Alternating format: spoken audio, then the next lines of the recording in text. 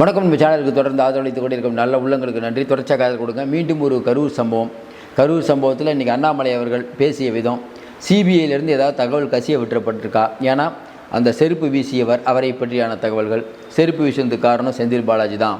அதற்கு பிறகு பார்த்திங்கன்னா அந்த ஆம்புலன்ஸ் வந்தது, திமுக கொடி கட்டினது, இதெல்லாம் செந்தில் பாலாஜி மேலே சந்தேகம் இருக்குது அப்படின்னு இன்றைக்கி அண்ணாமலை ஒரு வலுவான குற்றச்சாட்டை வச்சுருக்காரு. ஏன் வலுவான குற்றச்சாட்டுனா, இவ்வளோ நாள் வந்து பொதுவாக சொல்லிகிட்டு இருந்தது போக, இன்றைக்கி செந்தில் பாலாஜி ஆஜராகிற நேரத்தில் இன்றைக்கி நம்ம அண்ணாமலை சொல்கிறது முக்கியத்துவம். ஏன்னா அண்ணாமலை சாதாரண ஆள் இல்லை, பிஜேபியில் முக்கிய பொறுப்பு, ஏற்கனவே ஐபிஎஸ் அதிகாரியாக இருந்தவர், அவருக்கு தெரிஞ்ச நிறையா சிபிஐ அலுவலர் ஆஃபீஸர் நிறைய பேர் இருப்பாங்க. அப்போ அவர் சொல்கிறாருன்னா அந்த கருத்துக்கு கூடுதல் முக்கியத்துவம் இருக்குது. இன்னும் குறிப்பாக பார்த்தீங்கன்னா பழனிசாமி அவர்களோ அதிமுக தலைவர்களோ கூட இந்த வார்த்தையை சொல்லலை. இவர் நேரடியாக இப்போ சொல்கிறார். அப்படிங்கும்போது அங்கேருந்து ஏதாவது தகவல்கள் கசிய விட்டுருப்பாருக்கிறதா வெகுஜன மக்கள் நினைப்பாங்க. அப்போ என்ன நடந்து கொண்டிருக்கிறது? எல்லோரும் சொல்கிற விஷயந்தான். என்றைக்கு வந்து செந்தில் பாலாஜி அப்படின்னு அவர் பேச ஆரம்பித்தாரோ அப்போ தான் செருப்பு வீசினாங்க. செந்தில் பாலாஜி சொல்லி தான் லத்தி சார்ஜ் பண்ணாங்க. இன்னும் குறிப்பாக பார்த்தீங்கன்னா போஸ்ட்மார்ட்டம் கூட விரைவாக பண்ணதுக்கு காரணம் செந்தில் பாலாஜி அப்படின்னு நயினார் நாகேந்திரன் வெளிப்படையாக குற்றம் சாட்டுறாரு ஹோம் மினிஸ்டர் முன்னாடி. இப்போ பார்த்துட்ருக்க மக்களுக்கும் நீங்கள் நிறைய பேர் பார்த்துட்ருக்கீங்க, நீங்களே சொல்லுங்கள், இப்போ செந்தில் பாலாஜி இதை சம்மந்தப்பட்டிருக்கார் அப்படிங்கிற மாதிரி அண்ணாமலை சொல்கிறாரே, அது உண்மையாக? விஜய் தரப்பும் எங்களுக்கு சந்தேகம் இருக்கிறது செந்தில் பாலாஜி மேலேன்னு சொல்கிறாங்களே. அப்போ செந்தில் பாலாஜி அவர்கள் என்ன பண்ணியிருப்பார்? இப்போ ஒவ்வொருத்தரும் ஒரு கதை இல்லைங்க, இதெல்லாம் வந்து ஒரு வாரத்துக்கு முன்னாலேயே முடிவானது. ஏன் செந்தில் பாலாஜி அவர்கள் வந்து என் ஏரியாவில் வந்து என்னை பற்றியே நீ பேச போறியா? மற்ற ஏரியானா ஓகே, அதெல்லாம் வேறு. தமிழ்நாட்டில் கரூர்னால் அது தனி ஏரியா, என் ஏரியாவில் வந்து நீ எனக்கு பண்ணினா எனக்கு என்ன மரியாதை? ஏன் கெத்தை காட்டணும் அப்படின்னு அவர் பண்ணியிருப்பார். ஏன்னா அங்கே வந்து அவர் அதை சொல்லுவாங்கள்ல, இறைவன் வந்து நினைக்கிறது தான் நடக்கும்ன்ட்டு. அதே மாதிரி கரூரை பொறுத்த வரைக்கும் அவன் அசைந்தால் எல்லாம் அசையும். அதுதான் கரூர். அங்கே இருக்கக்கூடிய கீழ்நிலை காவலர்லேருந்து மேலே இருக்கக்கூடியவங்க வரைக்கும் செந்தில் பாலாஜியுடைய கண்ணசைவுக்கு காத்திருக்கிறார்கள்.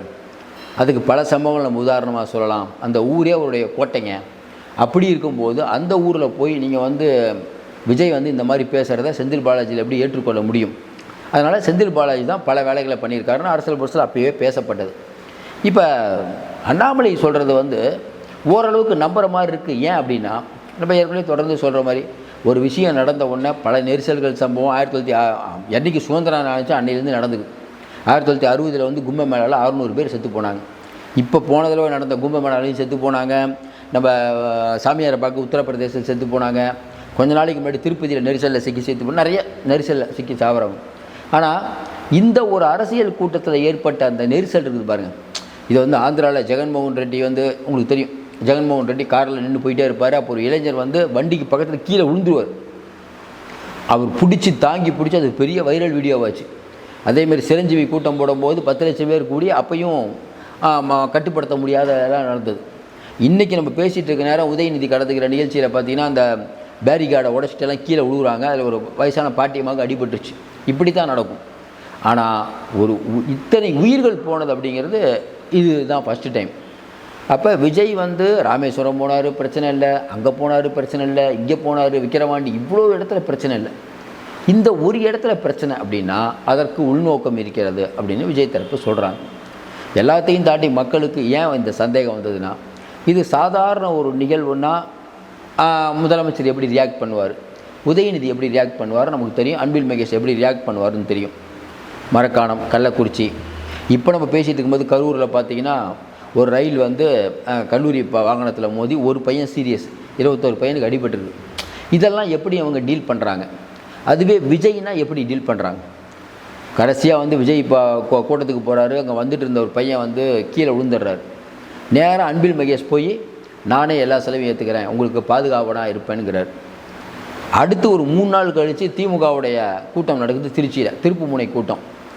அதில் டெம்போவில் போய் 4 பேர் வந்து அடிபட்டு ஹாஸ்பிட்டலில் இருக்காங்க. அன்பில் மகேஷ் பார்க்கவே போகல.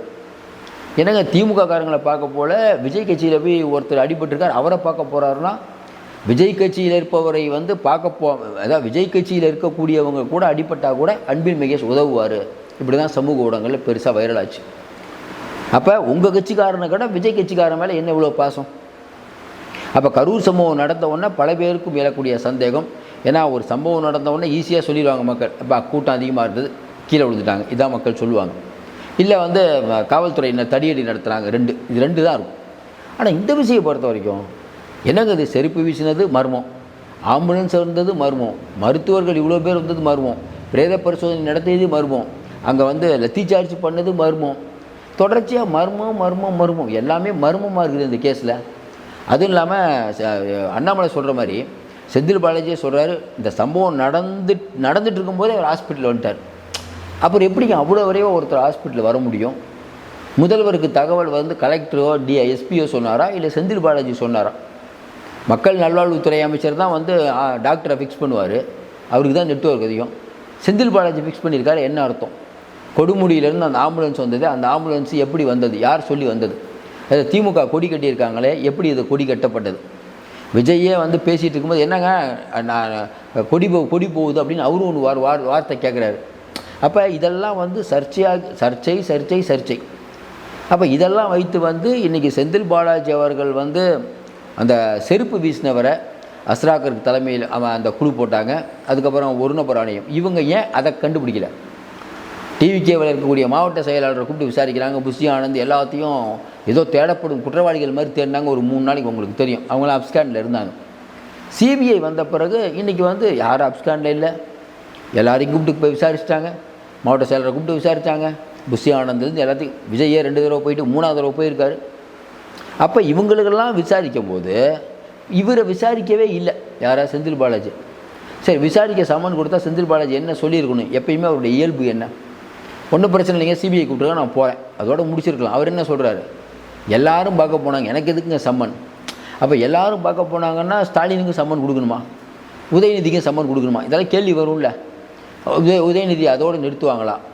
அதான் அண்ணாமலை சொல்கிற மாதிரி, நான் போனாலும் பரவாயில்ல, ஸ்டாலினையும் இழுத்துட்டு போயிடுவார் பொழுது செந்தில் பாலாஜி. எல்லாருக்கும் சம்மன் கொடுக்கணும்னா அன்பில் மகேஷ் வாங்க, எதுக்குப்பா இப்படி ரியாக்ஷன் கொடுக்குற? உங்களுக்கு ரொம்ப வேண்டிப்பட்டவங்க பண்ணால் கூட இவ்வளோ ரியாக்ஷன் கொடுத்துருக்க மாட்டியே அப்படிலாம் கேட்டாங்கன்னா என்ன பதில் சொல்லுவீங்க?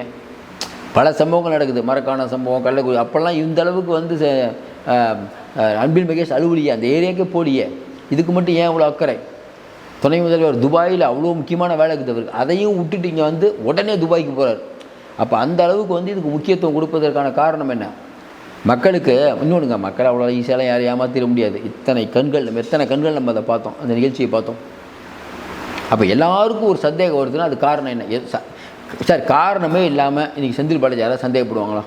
எவ்வளவோ கூட்டங்கள் எல்லா ஊர்லேயும் நடக்குது, யாராவது இந்த மாதிரி சந்தேகப்பட்டது உண்டா இதுக்கு முன்னாடி? ஏன் சந்தேகப்படுறாங்க?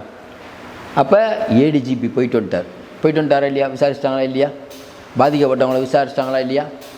பாதிக்கப்பட்டவங்க யார் மீது குற்றம் சொன்னாங்களோ அவரை விசாரிக்கணும் ஒன்று. இப்போ விசாரிக்கிறது அண்ணாமலை சொல்கிற கணக்கு பார்த்தா சிபிஐலேருந்து ஏதோ தகவல் அண்ணாமலைக்கு வந்திருக்கலாம், அதனால் அவர் சொல்லியிருக்கலாம், அப்படி தான் நான் யோசிக்கிறேன். ஒன்று. இன்னொன்று, இந்த பிரச்சனையெல்லாம் பார்த்துக்கும் போது மக்களுக்கு ஒன்று தெரியும். இந்த சிபிஐ விசாரணை அப்படின்னு போட்ட உடனே தமிழ்நாடு அரசு என்ன சொல்லணும்? சிபிஐ விசாரணையா இன்டர்போலே கூப்பிடுங்கன்னு சொல்லியிருக்கணும். ஆனால் தமிழ்நாடு அரசு என்ன சொன்னாங்க? தமிழ்நாடு அரசு சார்பில் ஐஏஎஸ் அதிகாரி சத்தியப்பிரமாணம் கொடுக்குறாரு, என்ன சிபிஐலாம் பண்ணக்கூடாது அப்படின்னு சத்தியப்பிரமாணம் கொடுக்குறாரு. அதனுடைய நோக்கம் என்ன? அதே மாதிரி செந்தில் பாலாஜி நான் போகமாட்டேங்கிறார். போகமாட்டேன்னா அது வந்து என்ன ஏன் கூப்பிட்றீங்க அப்படின்னு கேட்குறாரு.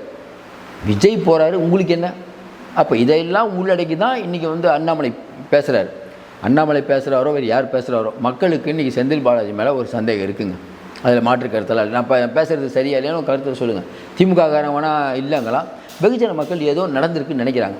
இன்னும் சில பேர்லாம் பார்த்தீங்கன்னா என்கிட்ட சொல்கிறது எப்படின்னா, செந்தில் பாலாஜி தாங்க இது காரணம், முன்னாடியே அவர் தீர்மானமாக திட்டம் தீட்டி, ஏன்னா ஊரே அவருது, என் ஏரியாவில் வந்து என்னை பற்றி பேசுவேன்னு அவர் தாங்க இதெல்லாம் பண்ணதுங்கிறாங்க.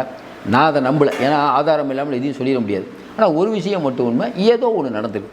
அந்த ஏதோ ஒன்றை கண்டிப்பாக சரி இன்றைக்கெல்லாம் நாளைக்கு கண்டிப்பாக வெளியே வந்துடும், ரொம்ப நாளெலாம் மறைக்க முடியாது. இதில் இன்னும் குறிப்பாக பார்த்திங்கன்னா இதில் தடயங்கள் அளிக்கப்பட்டிருக்கிறது. அந்த செல்ஃபோனில் இருக்கக்கூடிய உயரதிகாரியுடைய செல்ஃபோனில் இருக்கக்கூடிய தடயம் அளிக்கப்பட்டிருக்கிறது. இதெல்லாம் சிபிஐ வந்துருச்சு. இன்னும் குறிப்பாக சொன்னால் ஏற்கனவே நம்ம சொன்ன மாதிரி இன்றைக்கி இருக்கக்கூடிய காலத்தில் வந்து நீங்கள் தப்பே பண்ணாமல் இருந்தால் பிரச்சனை இல்லை, சின்ன தப்பு பண்ணாலும் இன்றைக்கி மேலே இருக்கவன் பார்த்துட்ருக்கான். ஏதோ ஒரு விஷயத்தில் மாட்டிக்குவீங்க. எல்லாத்தையும் தாண்டி நம்ம என்ன கேட்குறோன்னா, இன்றைக்கி வந்து ஞானசேகரன் விஷயத்தில் நீங்கள் முதல்ல என்ன சொன்னீங்க? அவர் திமுககாரரே இல்லைன்னீங்க. அதுக்கப்புறம் 4 நாளைக்கு அப்புறம் சிஎம்ஏ வந்து சட்டசபையில் ஆமாம் திமுக அனுதாபிங்கிறீங்க. எதுக்கு இந்த பொய் வேஷம்? அந்த இது பேர் என்னது, கோவை மாவட்டத்தில் அந்த பெண் பாலியல் பலாத்காரம், இந்த பக்கம் பார்த்திங்கன்னா விளாத்திக்குளம், தொடர்ச்சியான இந்த சம்பவங்கள். அப்போ திமுக அப்படிங்கிற ஒரு கட்சி சட்டம் ஒழுங்கில் எவ்வளவு மோசமாக இருந்துகிட்ருக்கீங்க. அப்போ கரூர்லேயும் நீங்கள் ஏன் அப்படி பண்ணியிருக்க மாட்டீங்க? பொறுப்பு டிஜிபி இருக்கிறதுனால இன்றைக்கி யாருக்கும் பயம் இல்லை. பொறுப்பு டிஜிபிக்கு நாட்டில் என்ன நடக்குதுன்னே தெரியல. இதான் வெளியில் மக்கள் பரவலாக பேசக்கூடிய விஷயம்.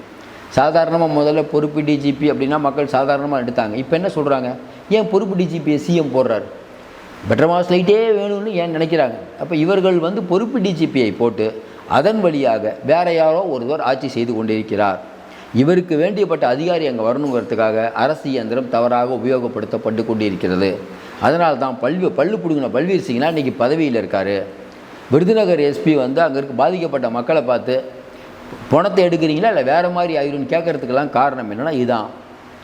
ரோந்து சென்ற 2 காவலர்கள் அம்மாவும் பொண்ணையும் பாலியல் பலாத்காரம் பண்ணுறதுக்கு காரணம் காவல்துறையுடைய ஈரல் கெட்டு விட்டதுங்கிறாங்கல்ல.